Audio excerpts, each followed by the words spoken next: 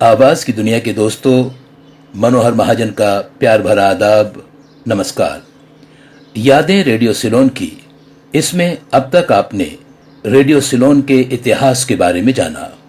अब शुरू हो रही है मेरे रेडियो सिलोन से जुड़ने की कहानी। 30 सितंबर 1967 को रेडियो सिलोन कारपोरेशन में बदल गया। रेडियो सिलोन की हिंदी सर्विस, जिसे रेडियो सिलोन का व्यापार विभाग कहा जाता था, श्रीलंका ब्रॉडकास्टिंग कारपोरेशन का व्यापार विभाग के नाम से उद्बोधित होने लगी। श्रीलंका सरकार ने रेडियो सिलोन के ढांचे को पुनः व्यवस्थित करने का निर्णय ले लिया।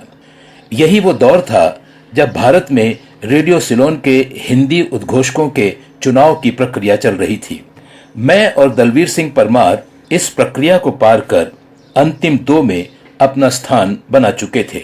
हमें ट्रेनिंग के लिए बंबई यानी मुंबई जाने के आदेश भी मिल चुके थे।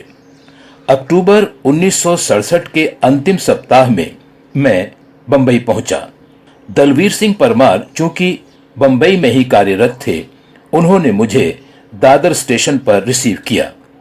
सेंट्रल रेलवे क्वार्टर्स के उनके निवास स्थान को ही मैंने अपना अस्थायी ठिकाना बनाया। ये इलाका परेल में है। अंततः वो दिन भी आ पहुंचा जब हम दोनों कोलाबा स्थित रेडियो एडवर्टाइजिंग सर्विसेज यानी RAS के भव्य ऑफिस में पहुंचे। ऑफिस मैनेजर SH हरिहरन ने हमें रिसीव किया। बाद में उन्होंने हमें RAS के क्रिएटिव डायरेक्टर और निर्माता निर्देशक हमीद सायानी साहब से मिलवाया। पूरा ऑफिस दिखाने के बाद हमीद साहब ने हमें अमीन सायानी साहब के सुपुर्द कर दिया, जिनके अंडर में हमारी ट्रेनिंग होने जा रही थी। अमीन सायानी को मैं एक अजूबे की तरह देख रहा था।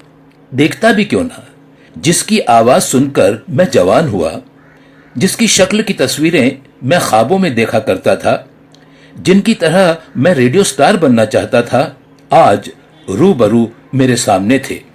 औपचारिक परिचय के बाद उन्होंने मेरे और परमार के बारे में काफी कुछ जानकारियां हासिल की। हमारी रुचियां क्या हैं, एजुकेशन कहां तक हुई है, अब तक क्या क्या किया है, वगैरह वगैरह। फिर शुरू हुई हमारी ट्रेनिंग। ये ट्रेनिंग किसी क्लासरूम में दी जाने वाली ट्रेनिंग नहीं थी, प्रैक्टिकल ट्रेनिंग थी।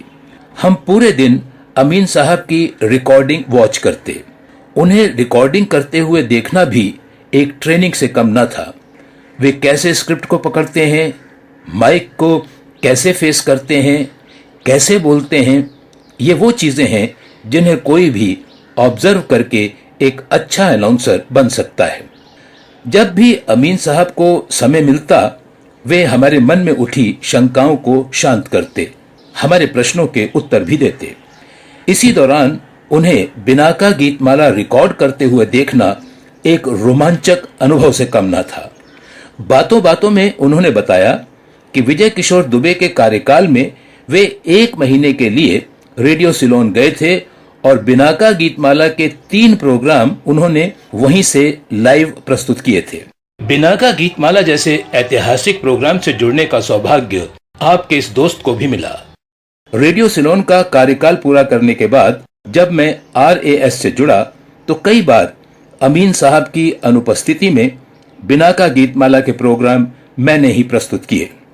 सिलोन रेडियो पर बिनाका गीतमाला बंद होने से पहले उसके संपूर्ण इतिहास को 2 प्रोग्रामों में समेटने का सौभाग्य भी मुझे ही मिला, जिसका शीर्षक था बिनाका गीतमाला के बिखरे हुए मोती।